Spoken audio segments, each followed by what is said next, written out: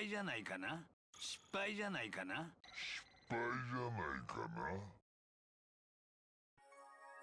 Hello, Ash Alpha here, and welcome to the first part of my guide on affixing in PSO2 for North America. Anyone who has played the game long enough would have noticed the abilities on their weapons and units that give them bonus stats, and heard of the affixing system which is used to change those abilities. Many players have avoided this system due to its complexity, but today, by the end of this guide, I hope to help you understand the foundation of how affixing works, so you too can affix your own weapons and units and avoid paying the hefty tax for pre-affixed items. To start off, let's go over some basic terminology. The weapon or unit that you want to upgrade is generally referred to as the base or target item. Any item that you use to upgrade this base item is referred to as fodder. The individual abilities on the item can be referred to as abilities, augments, or affixes, and you can find a list of them on the Arx Visiphone website. They have a list of most of the affixes available currently and what stats they give, and in general is a good resource to have bookmarked for PSO2. When talking about items, most players will refer to the item by the number of affixes or slots it has, sometimes including what they consider to be valuable affixes. For example, I would refer to this unit as a 4-slot Quartz Might 3 unit. A unit or weapon's value is generally determined by how many slots it has and how many good affixes it has on it. An item's value increases drastically if it has multiple good affixes that give the same attack type. If you get two conflicting affixes, the item's worth will only be as high as the best affix on it. To start affixing, go to the shop area and talk to Monica or Dudu and select Affix Augment. You'll find Monica on even blocks and Dudu on odd blocks. You need to select the base item and then select up to 5 fodder items to use. Any fodder used to upgrade the base item will be consumed at the end of the process. If you are trying to create better fodder for later use a low rarity item, as the cost of affixing scales to the base item and increases drastically the more fodder you use, and this will save you a lot of meseta. Here is a side-by-side comparison of a 3-star versus a 9-star affix cost. You can see that you would save a lot of meseta making fodder with lower rarity items. Please take note though, that making fodder is an in-between step and isn't always necessary. When choosing fodder, the fodder must have as many slots or more than the base item. So when using a 3-slot item, you need 3-slot or above fodder, or the fodder will not show up. Here you can see I have a few 2-slot items and a 3-slot item. If I select the 2-slot item as the base, all the 2-slot items and the 3-slot item are available as fodder. If I then change to use the 3-slot item as the base, none of the 2-slot items will appear as fodder. After you've selected both the base item and as many fodder as you want to use, the game will generate a list of affixes based off of the materials used and the chance for each affix to succeed. The chance to succeed is determined by how good the affix is and how many copies of it are present between the fodder and the base item. The chance will increase up until 3 copies, so any more than that is unnecessary. There is also a hidden bonus that certain affixes also give other affixes just by being present. An example of this is that Quartz Soul increases the affix chance of Might 3 just by being present. It is important to note that boosting souls will only work up to the level 3 version of Might, Casting, or Precision. A list of what affixes boost others is on the Arx Visiphone website. It is also possible to synthesize higher level affixes by using a combination of lower level affixes. For example, multiple copies of lower level things like Might 3 can make Might 4. Brand new affixes can also be made through certain combinations as well. Casting, Might, and Precision 3 will make Mastery 3, and 3 copies of Arx Fever will make Arx Max. There are also item-based affixes like Might Boost or Noble Might. These come from Mission Pass and AC scratches and can be bought from other players as well. If you're holding one of these in your inventory, you will get a prompt during affixing asking if you want to use the item. These always start with a 100% chance to succeed and are very useful for any item you plan on using long term. The last thing to know before choosing the affixes that you want is that certain combinations of affixes cannot be chosen together. A simple example of this is Might 3 and Might 4 cannot both be chosen. You have to pick one of them. A more advanced example of this is Modulator and Arx Max. Keep this in mind when brainstorming what affixes you want to have, because nothing's worse than going through the trouble of getting everything all together and finding out that you can't do what you had planned. When choosing affixes, you can choose as many affixes as the base item originally had, plus 1 more. So if the base item had 2 affixes, you can choose up to 3 affixes for example. If you choose more affixes than the original had though, you will see that the chance for success on each affix will drop. and this is known as the penalty for upslotting. Upslotting is exactly what it sounds like. The goal is to end up with more affixes than the original had. So now that we've covered some basics, let's go over some examples. If I get 2 copies of Might 3, one on the base item, one on the fodder, I get an 80% chance of success, and you can see that I was able to synthesize Might 4 as well. Like I said earlier, if I try to pick both Might 3 and Might 4, the game gives me an error saying I can pick only one of them. If I now add a 3rd copy of Might 3, both the chance for Might 3 and the new Might 4 go up by 20%, with Might 3 jumping to 100% and Might 4 going up to 40%. Since Might 3 is already at 100%, you might be wondering why would I use a boosting soul? The answer is to reduce the number of Might, Precision, or Casting 3 copies you need. If you plan on affixing a soul that would boost an attack stat in the first place, like Quartz Soul or Wool Soul, then you only really need 2 copies of Might 3 in this instance, and it frees up fodder slots for other affixes.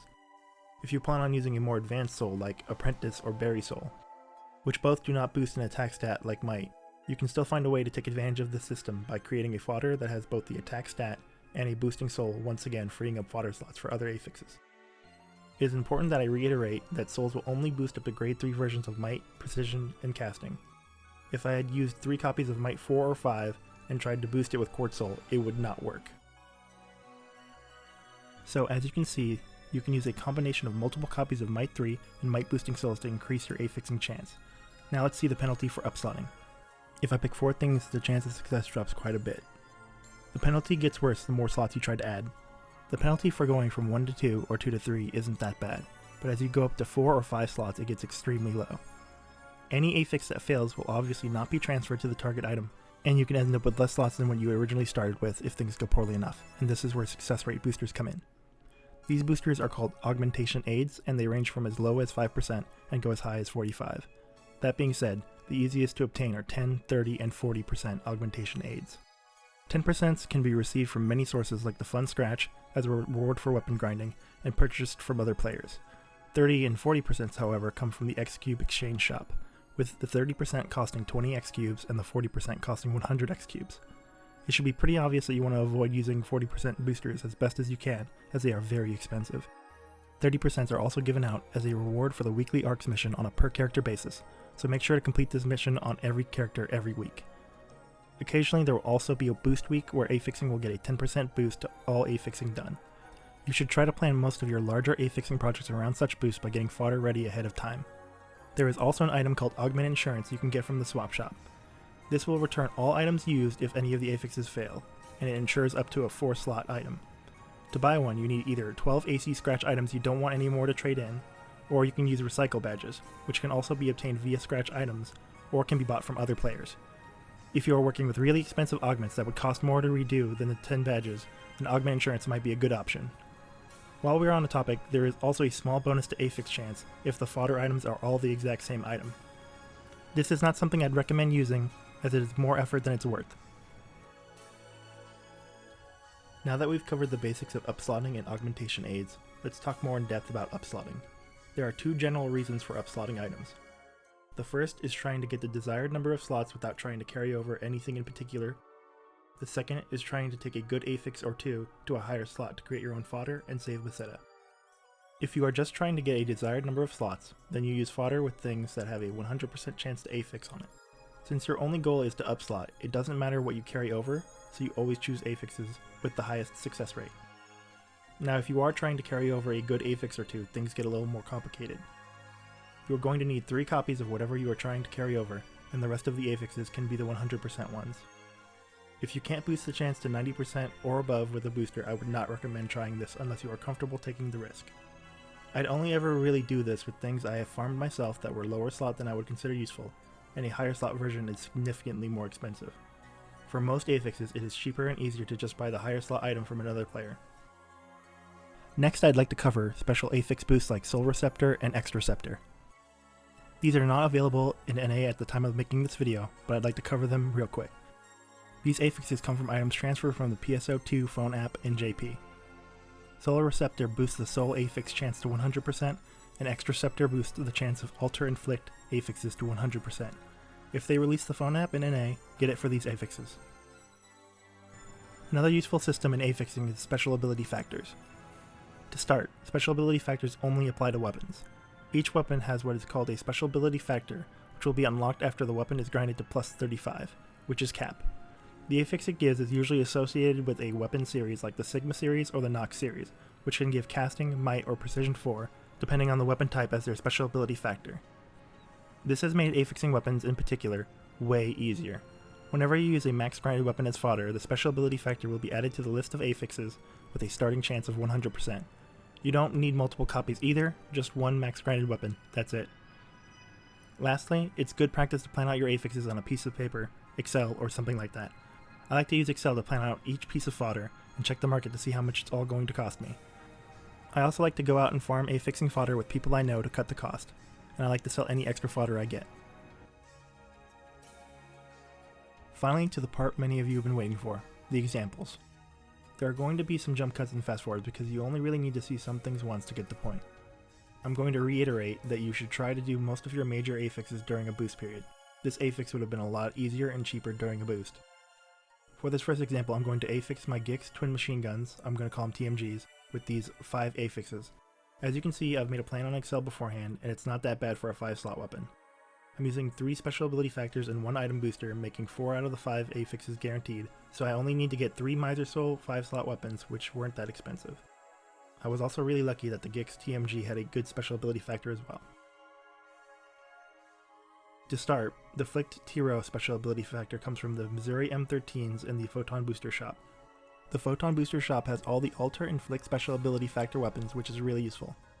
I'm going to need 6 copies of the weapon because trade-in weapons come with a grind cap of 30 that I need to increase to 35.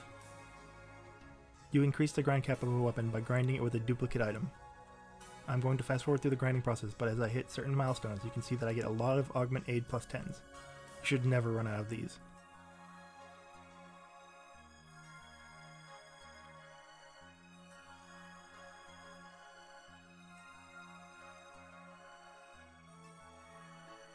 At the end of it, you can see the confirmation window saying that the special ability factor Flick Tiro is now available.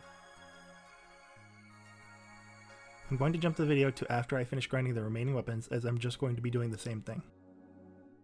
Now I need to upslot any item that isn't already 5 slots. I run into some trouble where I use a plus 38 and it fails me, so I end up using a plus 40. Had I done this during a boost period, this would not have been a problem.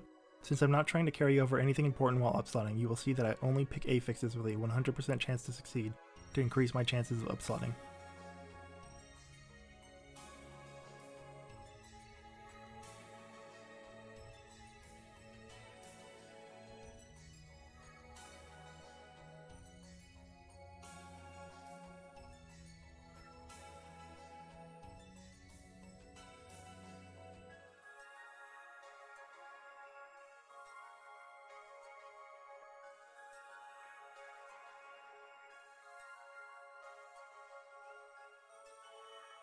Now that you've seen me upslot one item, let's skip ahead to after I'm done upslotting the rest. All my fodder is ready, so it's time for the final affix. I choose the weapon that I want the affixes on, which is my Gix TMGs, and I get prompted for my precision boost item, which I select. I now select the 5 fodders and the list generates. You see that I unselect the precision boost, and this is because the order you pick your affixes in is the order they show up on the final product. I generally like the soul first and the boost last. You can also see all the special ability factors with the blue square near them.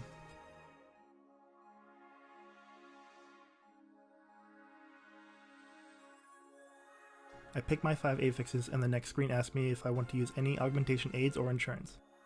I select the desired booster, which takes my Miser Soul to 100%, and confirm. And there we go. 5 good affixes which boost my range attack by 130 and PP by 10. This next example is on a unit. I really wanted to show a unit because you cannot use special ability factors on them. Looking at the Excel spreadsheet I made, you can see that I pre-put one of the affixes on the final item. A lot of people forget that you can do this, and they make affixing much harder than they need to. I chose Volsoul for this example as it boosts both stamina and might, and you can see that because of that I only needed 2 copies of each. Despite this, there was some overlap, and I had to create a stamina 3 might 3 fodder item that you see. Out of the 3 affixes, I chose to combine stamina 3 and might 3 as they were the 2 cheapest to combine. That was also the reason I put stamina 3 on my Bristle unit. I start off again by upslotting the unit using easy affixes.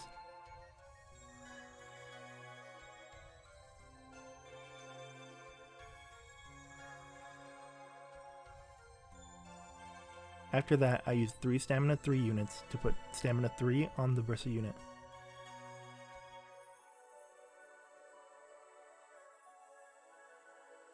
Now that that's set up, I move on to the 4-slot Might 3, Stamina 3 combo unit. I just used 3 units with Might 3 and 3 units with Stamina 3, and the fodder is set up.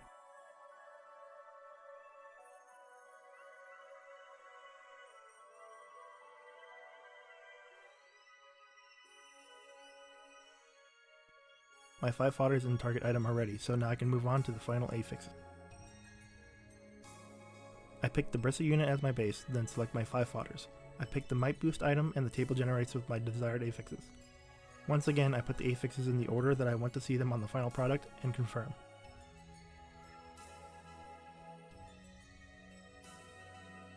Another boost to get the soul to 100%, and now my unit is done. Hopefully these examples help you out with your future affixes. Thank you for making it to the end of the video. It was a lot of work to make, and I hope that it'll help you understand the affixing system better. I plan on making another video or two about good affixing combinations and where to find fodder with certain affixes as well. I hope to see you again, and good luck affixing.